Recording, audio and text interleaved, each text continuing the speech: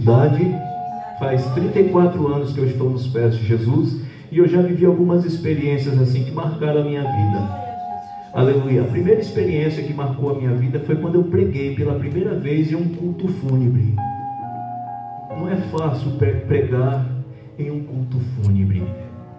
Uma outra experiência que marcou muito a minha vida foi quando me chamaram para ministrar, aleluia, em um ginásio de esportes, num congresso de adolescentes, quando eu preguei pela primeira vez aos meus 14 anos de idade.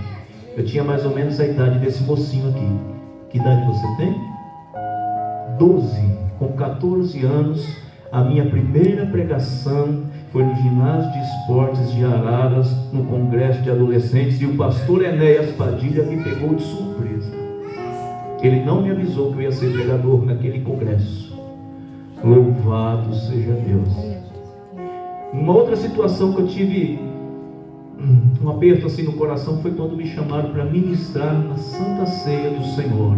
Eu ministrei a palavra com muito temor, e foi uma experiência muito marcante para mim, porque eu nunca tinha pregado num culto de Santa Ceia. Foi muito marcante para mim, e naquela noite Deus me deu uma mensagem: os 5 lugares mais importantes da mesa de Jesus. Então, se os irmãos que gostam de pregação, que gostam da palavra, está aí um tema para os irmãos pensarem em casa acerca dos 5 lugares mais importantes da mesa de Jesus. Aleluia. Mas nessa noite o nosso querido irmão me surpreendeu. Aleluia. Pregar no Dia das Mães, eu nunca vivi essa experiência, nunca. Aleluia. Eu não sei nem por onde que eu começo, nem por onde que eu termino, eu não sei. Mas uma coisa eu sei, a palavra de Deus nos diz: abra a tua boca e eu encherei de palavras. Aleluia. Eu vim de Pouso Alegre, Minas Gerais, para passar o Dia das Mães com a minha mãe, a dona Augusta. Ontem eu estive com ela na Santa Ceia com o pastor Daniel Pescador. Louvado seja Deus. Eu nem vim, não trouxe terno, não trouxe nada, porque eu não imaginava que Deus ia me trazer aqui nesta noite. Foi Deus por mim que me trouxe aqui nesta noite. Ela me chamou para estar lá com ele hoje no Jardim Heloísa, mas eu senti de Deus de vir aqui. Aleluia. Foi Deus que me trouxe aqui. E se Ele nos trouxe aqui, meus irmãos, é porque Ele tem uma palavra para o meu e para o seu coração. Quantos acreditam assim? Aleluia. Eu prometo que vou ser fiel àquilo que Deus me confiar. Tá bom? Aleluia. Os irmãos sabiam, para efeito de curiosidade, será que alguém aqui já teve a curiosidade de saber onde surgiu pela primeira vez o nome mãe? Onde surgiu esse nome? Você sabia que foi Deus que mencionou o nome de mãe pela primeira vez? Você sabia disso? Quem sabia? Você não sabia porque não é verdade. Não foi Deus que mencionou pela primeira vez o nome mãe. Sabe quem, meus irmãos, mencionou o nome mãe pela primeira vez? O nome mãe aparece na Bíblia pela primeira vez no livro de Gênesis, e eu vou ler isso para vocês, tá bom? Pela primeira vez surgiu na história da humanidade o nome mãe. Eu não conheço um nome mais doce do que esse. Eu não conheço um nome mais lindo do que esse. Um nome que abaixo de Deus deve ser reverenciado e amado, respeitado, temido. Aleluia, aleluia. Como eu gostaria que minha mãe estivesse aqui para se alegrar comigo. Louvado seja Deus. Olha, meus irmãos, aleluia, aleluia. A primeira vez que surgiu no mundo o nome mãe está no capítulo 2 de Gênesis. Eu vou ler o versículo antes para que os irmãos entendam o contexto. Ele disse a Adão: esta é agora osso dos meus ossos. Eu estou lendo no capítulo 2, versículo 23 e versículo 24. Ele disse a Adão: esta é agora osso dos meus ossos, carne da minha carne. Esta será chamada varoa, porquanto do varão foi tomado. Portanto, deixará o varão o seu pai e a sua mãe, e se apegar-se-á a sua mulher, e serão ambos uma só carne. Meus irmãos, aleluia, até então ninguém nunca tinha ouvido falar deste nome mãe. E quando Adão disse que o homem deixará o pai e a mãe, é impossível falar de mãe sem falar de família, meus irmãos, porque sem uma mãe não se constitui uma família, meus irmãos. Aleluia. Então eu não sei, aleluia, o que dizer nesta noite, aleluia, a respeito de mãe. Eu não sei se eu falo, aleluia, sobre uma boa mãe ou sobre uma mãe ruim, uma má mãe. Eu não sei, meus irmãos, aleluia, qual é o caminho que Deus vai me levar, aleluia, mas vamos começar por aqui. Não tem como, irmãos, falarmos sobre mãe sem falarmos da família. E a gente olha para a primeira família que foi constituída por Deus no Jardim do Éden, a família que deveria ser um modelo para as demais famílias, aleluia, a família mais feliz, meus irmãos, aleluia, foi a família de Adão e Eva, amém? Amém. A família mais feliz, ou a família que deveria ser a mais feliz, modelo para as demais famílias, deveria ser a família de Adão, aleluia, porque Adão foi um homem muito feliz, louvado seja Deus. E tem algumas pessoas que usam dizer que Adão só foi feliz porque ele foi o único homem na vida que não teve sogra. Meus irmãos, teve pessoas que ousam dizer que Adão foi o homem mais feliz do mundo porque não teve sogra. Estou brincando, meus irmãos, aleluia, estou brincando um pouco, aleluia, para descontrair, né? Mas, veja, irmãos, ninguém teve uma comunhão tão linda, tão plena como a família de Adão, aleluia. E quando eu olho, meus irmãos, para minha família, que já passou por tantos altos e baixos, eu estar aqui hoje pregando no culto do Dia das Mães é um verdadeiro milagre, aleluia, porque quem me conhece aqui de longa data sabe o que eu sofri, aleluia, no meu primeiro casamento, aleluia. Quem me conhece aqui de longa data sabe que o meu primeiro casamento foi destruído. E eu não escondo isso de ninguém, porque se hoje eu estou no altar com esse microfone na mão, é porque eu sempre falei a verdade. E Deus tem um compromisso, aleluia, não é com homens perfeitos nem com homens santos. Deus tem compromisso com a verdade. Enquanto a verdade estiver nos nossos lábios, pastor, com terno, sem terno, com carta de recomendação ou sem carta de recomendação, perto ou longe da sua esposa, em outro estado, não importa, enquanto você tiver um compromisso com a verdade, aleluia, Deus se responsabiliza pelas palavras que saem da sua boca, aleluia.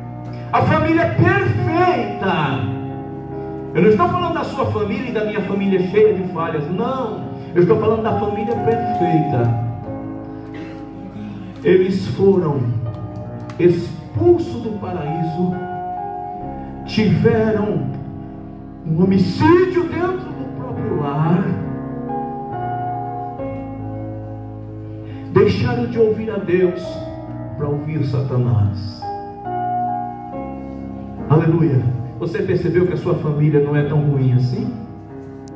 Você percebeu que a sua família, aleluia, não precisa ser perfeita, como muitos casamentos têm sido destruídos porque as mulheres e os homens idealizam um casamento perfeito, um lar perfeito, quando na verdade, meus irmãos, aleluia, quando você encontra, aleluia, uma mulher abençoada, a Bíblia nos diz que no livro de Provérbios, no capítulo 18, aleluia, do livro de Provérbios, louvado seja Deus, capítulo 18, versículo 22, diz que o homem que encontra uma mulher, ele encontrou algo excelente. Aleluia! Algo excelente. Depois que nós encontramos uma mulher, nós encontramos a nossa segunda mãe. Aleluia! Eu quero dizer para os irmãos que eu tenho pelo menos 3 mães. A primeira mãe os irmãos já conhecem, a irmã Augusta, mãe do Alex e da Leiliane, irmão e mãe do pastor Luiz Carlos. Aleluia!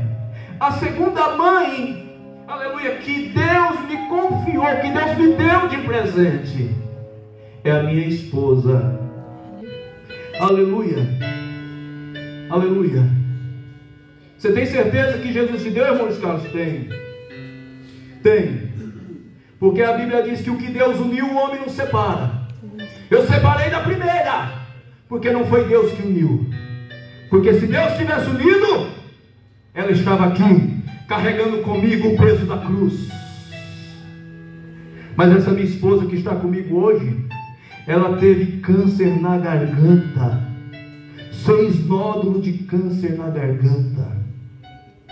Eu vi ela entrar na mesa de cirurgia para morrer, mas Deus me devolveu ela.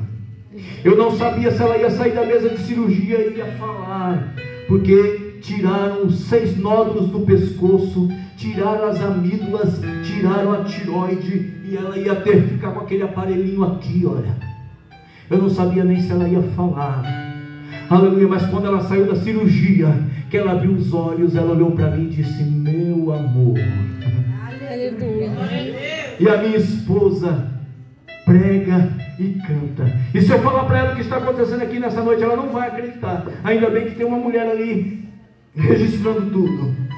A minha esposa foi convidada para ministrar a palavra hoje no culto com as irmãs, e o pastor me chamou para ministrar a palavra hoje no culto das irmãs. Aleluia, louvado seja Deus. O que é isso, irmão Luiz Carlos? É Deus confirmando a nossa chamada, o nosso ministério, porque não existe meio pastor, nem 50%, como dizem por aí. Existe um só corpo.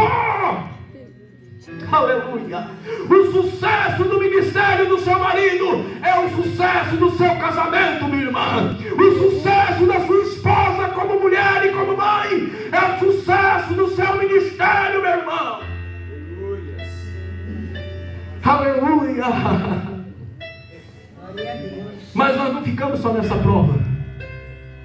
8 meses depois, um outro câncer tomou conta da minha esposa. Só que nós não sabíamos o motivo daquela enfermidade. Ela ficou 17 dias no hospital Samuel Libânio, entre a vida e a morte, com uma infecção quase generalizada. De tanto procurar, encontrar um câncer do tamanho de uma laranja no seu útero. Sabe o que aconteceu, meus irmãos? Sabe o que aconteceu? Eu vou terminar agora, eu prometo. Sabe o que aconteceu? Eu fiquei 17 dias dentro daquele hospital com a mesma roupa. Eu não saía de perto dela um segundo, nem para tomar banho, nem para comer, para nada. Só que eu estava enfermo também. Eu estava tomando morfina e tramol por causa de uma dor insuportável que estava me matando. E eu fiquei suportando aquela dor 17 dias. Mas eu não saía de perto dela. E ela acamada. Glória a Deus.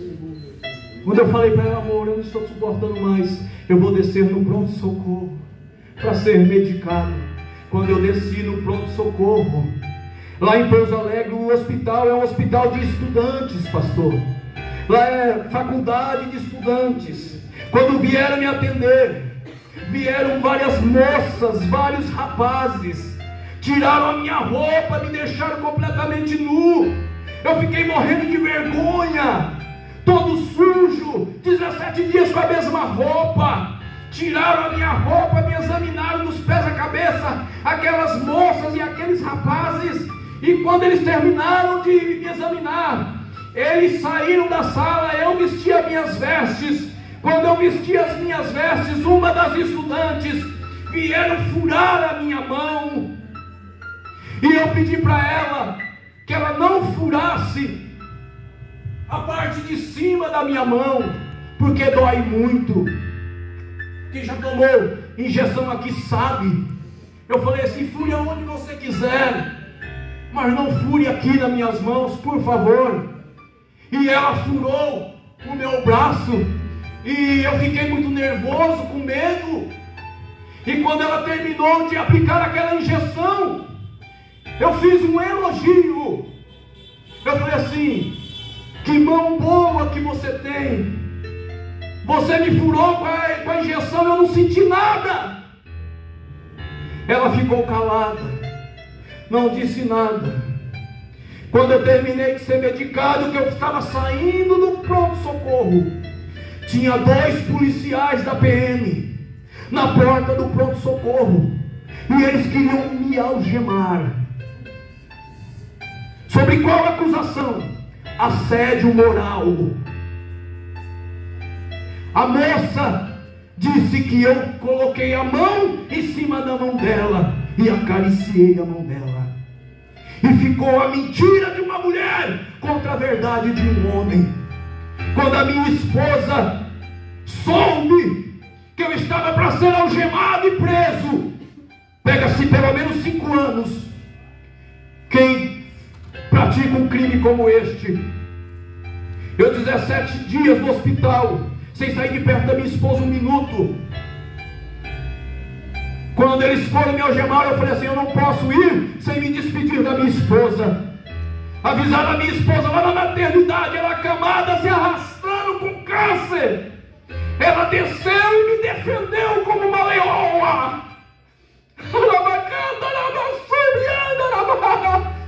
Ela disse: vocês não conhecem meu marido, mas eu conheço meu marido. O meu marido é um homem de oração. Toda madrugada ele está de joelho.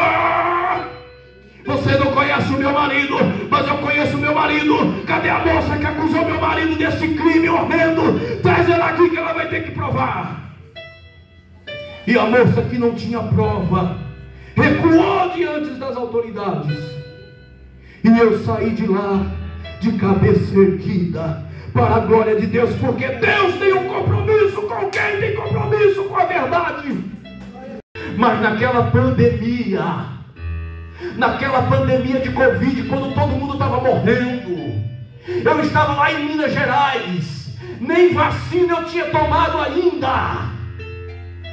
Meu irmão morando aqui na rua de trás, minha irmã morando no bairro vizinho, eles vinham até o portão e não tinha coragem de entrar. E lá dentro de casa tinha um velho e uma velha com Covid, doentes, acamados, sem conseguir cozinhar, sem conseguir fazer nada. Eu cheguei de Minas Gerais, debaixo da proteção de Deus, abri um portão, entrei. Ela falou: meu filho, o que você veio fazer aqui? Eu vim cuidar de você, mamãe. A mamãe: mas filha, minha doença é contagiosa, você pode morrer. Não importa, mamãe, morreremos juntos. Eu, você, o meu pai, mas eu não vou sair de perto de você.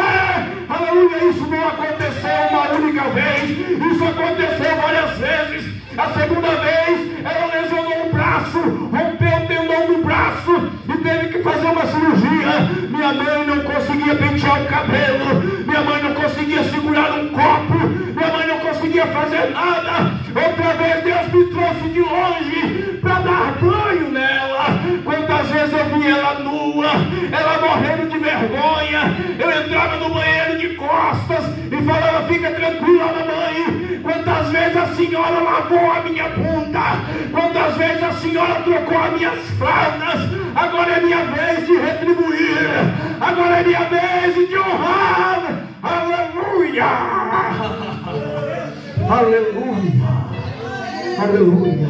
Aquele filho que te dá desgosto hoje, amanhã ele pode trocar as suas fraldas. Deus queira que não, Deus queira que não. Mas o filho que está lá atrás das grades, amanhã ele pode estar aqui ministrando a Santa Ceia. Xarabaço e decanta. Ela não o pior filho. Então aquele filho que te dá trabalho hoje, minha irmã, pode ser um futuro pastor desta igreja, pode ser o próximo obreiro a sentar nessas cadeiras.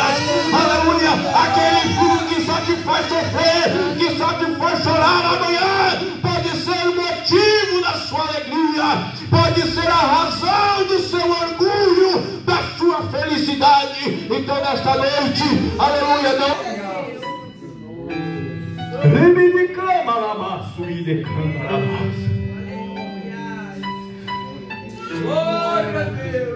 e eu sinto dizer, aquela que foi uma filha ruim nunca será uma boa mãe, e aquela que foi uma mãe ruim nunca será uma boa esposa.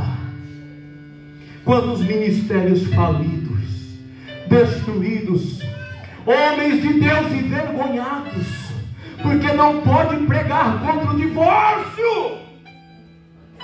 Eu passei a minha vida inteira pregando contra o divórcio, meu irmão.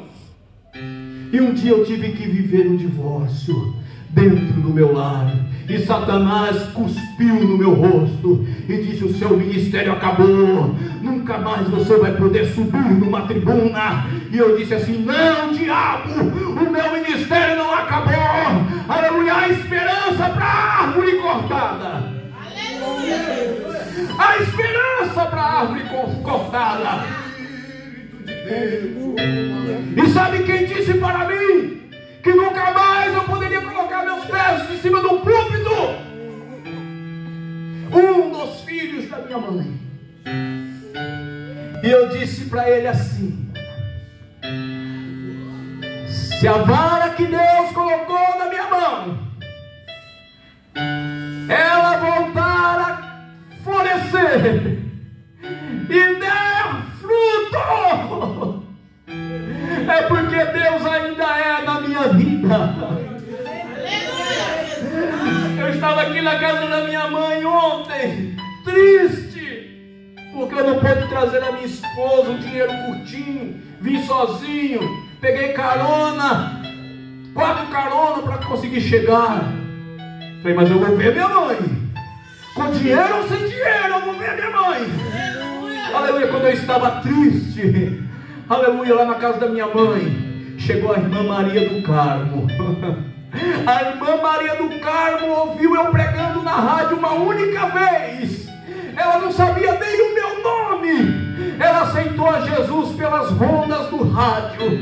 Aleluia. Ela estava lá na minha casa ontem. Aleluia. E olhou para mim e eu perguntei: como vai a família, irmão Luiz Carlos? Que bom que você orou por mim. O meu marido aceitou a Jesus e já é obreiro na casa do Senhor. Aleluia. Aleluia. E Deus me fez lembrar quando o homem disse para mim que o meu ministério tinha cessado, que o meu ministério tinha acabado. O Senhor falou assim: aí, meu filho, a vara que eu coloquei na tua mão floresceu e deu fruto.